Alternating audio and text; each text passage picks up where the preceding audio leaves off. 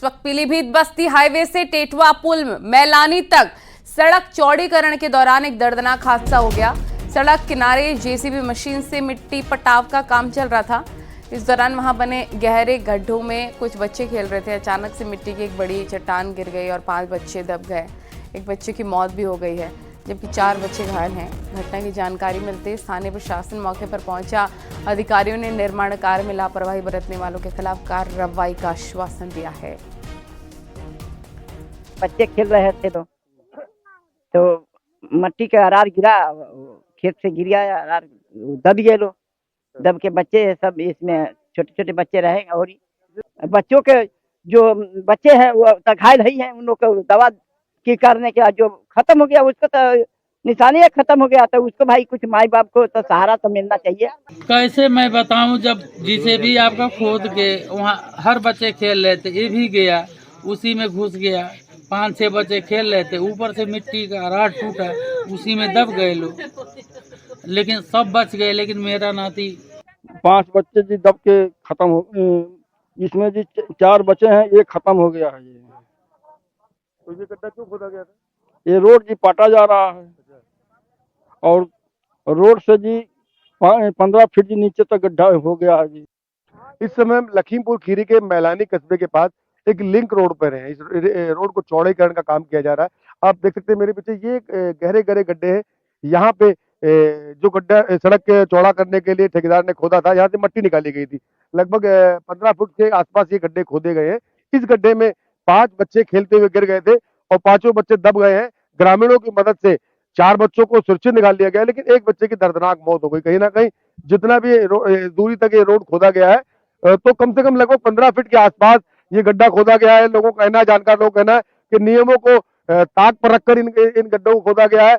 जो जहां पे 3 से 4 फुट गड्ढे खोदने की अनुमति दी जाती थी, लेकिन वहां पे लगभग रोड से अगर रोड का लेवल लेते हैं तो लगभग 15 फुट गड्ढा ये खोदा गया है। गाजियाबाद में जिम ट्रेनर की संदिग्ध हालत में मौत हो गई। जिम के चेंजिंग रूम में वो मृत पड़ा मिला। गणेश शर्मा की उम्र 26 साल थी और जिम में ही वर्कआउट कर रहा था। वर्कआउट करने के बाद वो कपड़े चेंज करने के लिए चेंजिंग रूम में गया था। काफ़ी देर तक बाहर नहीं आने के बाद जब लोगों ने देखा तो वो चेंजिंग रूम में बेहोश पड़ा मिला। उसे अस्पताल ले जाया गया, लेकिन उसकी जान नहीं बच सकी। डॉक्टर के मुताबिक हार्ट अटैक की वजह से मौत हुई है। इंदिरापुरम थाना क्षेत्र में शक्ति खंड में स्थित जिम की ये पूरी घटना है।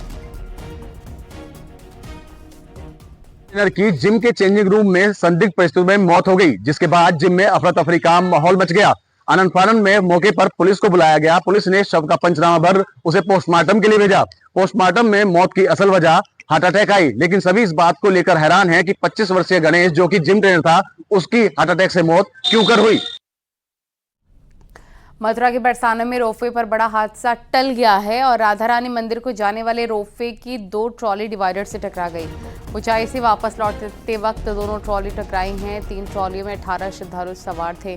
श्रद्धालुओं को बचाने के चक्कर में रोपवे के 2 कर्मचारियों को हल्की चोट भी आ गई।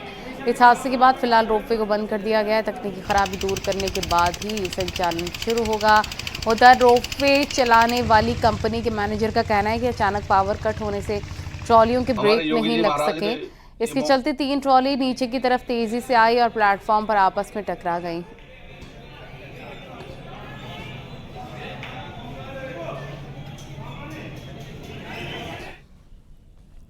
और कानपुर के रेस्टोरेंट में एक अजीबोगरीब चोरी का मामला आया है, जहां नाराज डॉक्टर ने ऑर्डर लेट होने पर रसोई से बेलन और चिमटा चुरा ले गए हैं। सीसीटीवी फुटेज से चोरी का खुलासा हुआ। स्टाफ ने घंटों बेलन और चिमटा खोजने के बाद आखिरकार रात 1 बजे सीसीटीवी फुटेज खंगाला। इसमें चौंकाने वाली सच्चाई सामने आई है। वीडियो में दिखा कि एक ग्राहक बाहर निकला। एक ग्राहक ने मौका देकर पराठा बनाने वाले बेलन को उठा लिया और आगे बढ़ गया। उसके पीछे दूसरे ग्राहक ने इधर उधर देखा और चिमटा उठा लिया चुपचाप। इस अनोखी चोरी का वीडियो वायरल हो रहा है। तो रेस्टोरेंट में एक अजीबोगरीब चोरी सामने आई है कानपुर में, जहां पर चिमटा और बेलन चुराया गया है। मकसद क्या था ये तो मुझे नहीं पता। हाँ, 3 लोग आए हुए थे दुकान पे। उन्होंने कबाब, पराठा, चाउमीन और बिरयानी का ऑर्डर दिया हुआ था, जो कि उनके पास कबाब, पराठा, बिरयानी तो पहुंच गई, बट चाउमीन ना पहुंचने पर उन्होंने ऑर्डर कैंसिल किया और बाहर आते समय उन्होंने पैसे दे के चले जाए। जब जाने लगे तो उनके साथ जो बंदे थे, पहले बंदे ने जो है चिमटा उठाया और निकल गया। उसके बाद दूसरा बंदा आया पीछे, तो उसने बेलन उठा के निकल गया। क्योंकि फिर रात में 1 बजे के आसपास मैंने वीडियो चेक किया कि आखिर गया कहाँ है। तब पता चला ये 3 लोग जो आए हुए थे, उन्होंने जो है क्या कहते हैं ये चोरी किया हुआ, जिसका वीडियो भी CCTV में कैद है। वृंदावन में भगवान रंगनाथ के 10 दिवसीय ब्रह्मोत्सव के तीसरे दिन भगवान रंगनाथ गरुड़ पर विराजमान हुए। सोने से बने गरुड़ पर विराजमान भगवान के दर्शन कर श्रद्धालु आनंद के रस में सराबोर हो गए। रथ मंडप से भगवान की सवारी वैदिक मंत्रोच्चार के बीच पारंपरिक गाजे बाजे के साथ पुष्करणी के पास पहुंची।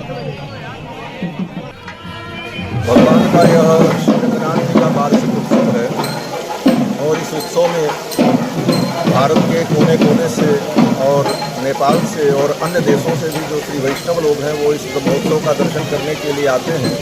वर्ष भर वैष्णवों को प्रतीक्षा रहती है कि कब ब्रह्मोत्सव आएगा, हम दर्शन करेंगे। और इस उत्सव में आकर के भगवान की जो दिव्य अनुभूति होती है, अर्चा विग्रह में विराजमान भगवान का जो अनुभव जीव को सहज होता है, ये हमारे आचार्यों के द्वारा स्थापित जो परंपरा है, इसका आनंद हम सभी लोग प्राप्त करते हैं। और वाराणसी जिला जेल में पूर्व जेलर और डिप्टी जेलर के बीच का विवाद थमने का नाम नहीं ले रहा है। दोनों के ट्रांसफर हो गए हैं। विभागीय जांच चल रही है और इसी बीच महिला डिप्टी जेलर अपनी बेटी और वकीलों के साथ थाने पहुंची। बेटी ने तहरीर देकर पूर्व जेलर उमेश सिंह के खिलाफ मुकदमा दर्ज करने की मांग की। बता दें कि महिला डिप्टी जेलर मीना कन्नौजिया की ओर से पूर्व जेलर उमेश सिंह के खिलाफ मानसिक उत्पीड़न की शिकायत के बाद मामले की विभागीय जाँच चल रही है।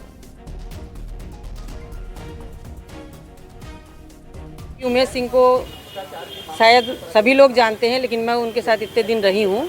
जैसा वो बोलते थे उस आधार पे देखा जाए तो वो अब वो समझ लीजिए हम लोग एक दूसरे के बहुत बड़े दुश्मन हो गए जी। तो हमारे साथ कुछ भी हो सकता है, इसीलिए हमें बेटी ने हमारी तहरीर की है लालपुर थाने में, पांडेपुर में, और ये जरूरी भी था। अच्छा, सुरक्षा की मांग आपने नहीं की है ना? सुरक्षा की मांग नहीं की है, लेकिन अब सरकार को लगना चाहिए ना कि एक महिला अगर कह रही है तो उसकी सुरक्षा के लिए भी कुछ किया जाए। और लखनऊ कमांड सेंटर का सीएम ने जायजा लिया है। परियोजनाओं की प्रगति का लिया फीडबैक। जनहित कार्य में लापरवाही स्वीकार नहीं, गड़बड़ी हुई तो कार्रवाई तय होगी। सभी रिपोर्ट सीएम ऑफिस में भेजे गए हैं। महीने में एक बार मंत्री स्तर पर समीक्षा, विभागीय परफॉर्मेंस की भी समीक्षा हो, विभागों और योजनाओं की मॉनिटरिंग हो। सीएम ने विभागों परियोजनाओं की जानकारी भी ली।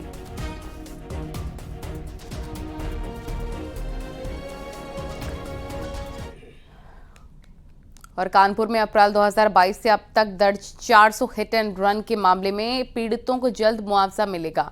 जिला प्रशासन की पहल पर पीड़ितों को मुआवजा मिलने जा रहा है। सरकार की योजना के मुताबिक गंभीर रूप से घायलों को 50,000 रुपए और मरने पर 2 लाख रुपए तक का मुआवजा मिलेगा। परिवहन विभाग और तहसील के अफसरों की कमेटी सभी आवेदनों की जाँच कर संबंधित बीमा कंपनियों को आवेदन भेजेंगी। इसके बाद पीड़ितों तक मुआवजा राशि दी जाएगी। 1 अप्रैल 22 के बाद में कोई भी ऐसी दुर्घटना हुई है जिसमें व्यक्ति गंभीर रूप से घायल हुआ है या मृत्यु हुई है, उसको सिर्फ एक सिंपल सा फॉर्म भरना है।